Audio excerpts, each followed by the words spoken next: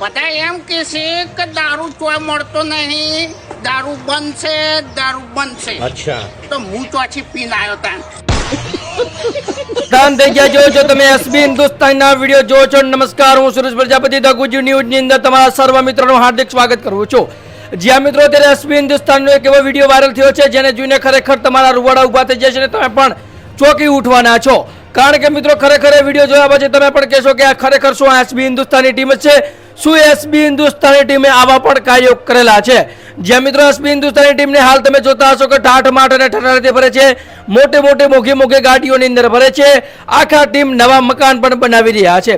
પરંતુ એક એવો વિડીયો વાયરલ કર્યો છે, એવો વિડીયો અત્યારે સોશિયલ મીડિયામાં વાયરલ થઈ રહ્યો છે જેને કદાચ જોઈને તમે પણ ચોંકી જશો અને તમે પણ કહેશો કે શું હકીકતમાં એસબી હિન્દુસ્તાની ટીમ જ છે અને તમને પણ તમારી આંખો ઉપર વિશ્વાસ થશે નહીં. આગળ હું બધા જ વિડીયો બતાવું છું તે પહેલાં જણાવી દઉં કે આપણી ચેનલ ઉપર એક સિરીઝ ચાલુ છે.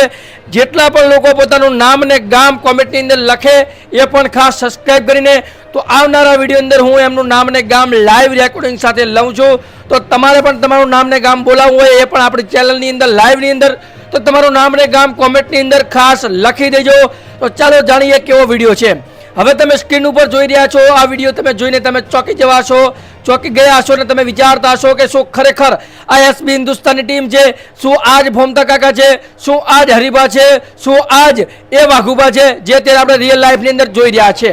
જે મિત્રો હાલ તમે વાઘુભા, ભોમતા કાકા કે હરિભા કે કોઈ પણ એસબી હિન્દુસ્તાની ટીમના કેરેક્ટરને જોતા હશો તો ઠાઠ ઠઠારથી મોઘા કપડાઓ, મોઘી ગાડીઓની અંદર ફરતા જોવા મળે છે. પરંતુ આ વિડીયો જોઈને ખરેખર આપણું હૃદય દ્રવી ઉઠે કે ખરેખર એસબી હિન્દુસ્તાની ટીમની આજથી લગભગ 10 વર્ષ પહેલા કેવી હાલત હતી. જે મિત્રો જ્યારે તેમણે વિડીયો સ્ટાર્ટ કર્યો, વિડીયો બનાવવાનું ચાલુ કર્યું ત્યારે ભોમતાજીએ પેટ્રોલ પંપ ઉપર કામ કરતા હતા અને ભરતસિંહે એમના પોડકાસ્ટની અંદર જણાવ્યું છે કે અમે એક દિવસ ભૂખ્યા પણ સુવેલા છે, ખાધા અને પીધા વગર, કારણ કે એટલી અમારા ઉપર ગરીબી હતી. પરંતુ એમણે એક વિચાર કર્યો, વિડીયો બનાવવાનો સ્ટાર્ટ કર્યો અને સતત મહેનત કર્યા રાખી. અત્યારે એમના નામ ને એમના નામ ઉપરથી, એમના ફોટા ઉપરથી પણ અત્યારે લોકો હજારો રૂપિયા કમાઈ રહ્યા છે. જેવી રીતે તમે મારો વિડીયો જોઈ રહ્યા છો. જે મિત્રો અત્યારે તેમનો થંબનેલ જોઈને તમે મારા વિડીયો ઉપર ક્લિક કર્યું છે અને તમે અહીંયા સુધી પહોંચ્યા છો. ખરેખર મિત્રો અત્યારે એસબી હિન્દુસ્તાની ત્યારે ગુજરાતની અંદર એવડો મોટો નામ અને ચાહના મેળવી છે જેની કદાચ તમે કલ્પના નહીં કરી હોય. પરંતુ શું આજથી 10 વર્ષ પહેલા ક્યારે એસબી હિન્દુસ્તાની ટીમે વિચાર્યું હતું કે અમે પણ આવું પણ બનશું, અમને લોકો આટલો બધો પ્રેમ સપોર્ટ કરશે, અમારા મા બાપને સાચવવા માટે પણ અમારે પાબા પડતા હતા. પરંતુ ત્યારે વૃદ્ધાશ્રમ અને અનાથ આશ્રમ બનાવી રહ્યા છે. નાના છોકરાઓ અને બીજાના મા બાપને સેવા માટે વૃદ્ધાશ્રમ અને અનાથ આશ્રમ બનાવી રહ્યા છે. એક સમય એવો હતો કે ચા પીવા માટે એમના ફાફા હતા, ચોખ્ખું ઘી તો શું પરંતુ ડેરીમાંથી ઘી લાવવાના પણ એમણે ફાફા હતા, એટલા પૈસા નહોતા. પરંતુ અત્યારે પોતાના હરિભાના નામની ખુદની ચાની બ્રાન્ડ છે અને મફુ કાકાનું શુદ્ધ ઘીની ખુદની બ્રાન્ડ છે. ખરેખર અત્યારે મિત્રો એમણે ખૂબ જ નાના મોટા ધંધા ચાલુ કર્યા છે અને લાખો રૂપિયા કમાઈ રહ્યા છે. પરંતુ એમની પાછળ અત્યારે એમને સ્ટ્રગલ કોઈને દેખાતું નથી, એમની પાછળ રહીને મહેનત કોઈને દેખાતી નથી, પરંતુ પૈસા બધાને દેખાય છે. સોશિયલ મીડિયામાં તમે જોયું છે કે કોઈની કોઈ જગ્યાએ જોવા મળતું છે ભોમતાજી કેટલા કમાય છે, વાઘુભા કેટલા કમાય છે, કેવી એની પાસે ગાડી છે. પરંતુ શું તમે ક્યારે સાંભળ્યું છે કે એસબી હિન્દુસ્તાને કેટલું સ્ટ્રગલ કરેલું છે, કેટલી મહેનત કરેલી છે? ખરેખર મિત્રો એમની મહેનતને આપણે સલામ આપવી જોઈએ, કારણ કે એમના જૂના વિડીયો જોઈને આપણો પણ હૃદય દ્રવિડી ઉઠે. ખરેખર ભોમતા કાકાની હાલત જોઈએ, વાઘુબાની હાલત જોઈએ, હરિભાની હાલત જોઈએ તો આપણને એમ લાગે ખરેખર આ એસબી હિન્દુસ્તાની ન હોઈ શકે. પરંતુ સત્ય હકીકત છે અને તમે જોઈ શકો છો કેવા વિડીયો બનાવતા હતા અને અત્યારે કેવા વિડીયો બનાવે છે. અત્યારે હરેક ગુજરાતીના દિલની અંદર એસબી હિન્દુસ્તાની ઘર કરી ગઈ છે. એસબી હિન્દુસ્તાનના વિડીયો ન જોવે, એક વખત ચા નહીં પીવો તો ચાલશે, પરંતુ એસબી હિન્દુસ્તાનના વિડીયો જોયા વગર નહીં ચાલે. જ્યાં મિત્રો અત્યારે એસબી હિન્દુસ્તાની ગુજરાતની અંદર મોટું નામ અને ચાહના મેળવી છે એ ફક્ત ને ફક્ત એમના મહેનતથી થયું છે. હા, એમનો મા બાપના આશીર્વાદ, પૂર્વા સદીના આશીર્વાદ રહેલા છે. પરંતુ એમને કંઈક ને કંઈક જગ્યાએ નામના ચાહના મેળવવા માટે આ સ્ટેજ સુધી પહોંચવા માટે ખૂબ જ મહેનત કરી છે.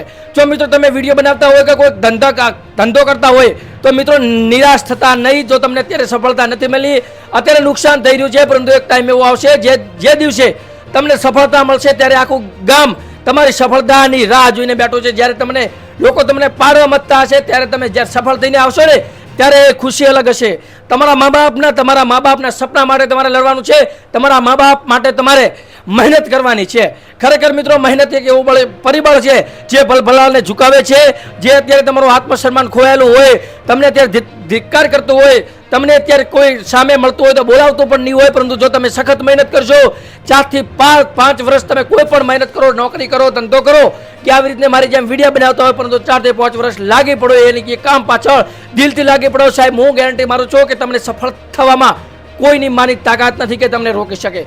પરંતુ એના માટે આપણે મક્કમ થઈને મહેનત કરવી પડશે, જેવી રીતે એસબી હિન્દુસ્તાની ટીમે કર્યું છે.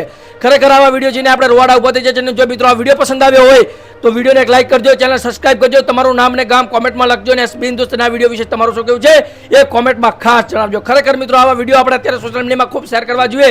તમે નાચ નચનિયાવાળા વિડીયો શેર કરશો, પરંતુ આવા મહેનતી લોકોના વિડીયો શેર નહીં કરો, મને ખબર છે. પરંતુ જેટલા પણ લોકો દિલથી જોઈ રહ્યા છે એ વિડીયોને લાઈક કરશે, ચેનલ સબસ્ક્રાઇબ કરશે, પોતાનું નામ ને ગામ કોમેન્ટમાં લખશે અને વિડીયોને વધુ શેર કરશે. મળશે એક નવા વિડીયો સાથે. ત્યાં સુધી જય હિન્દ, જય ભારત, ધન્યવાદ.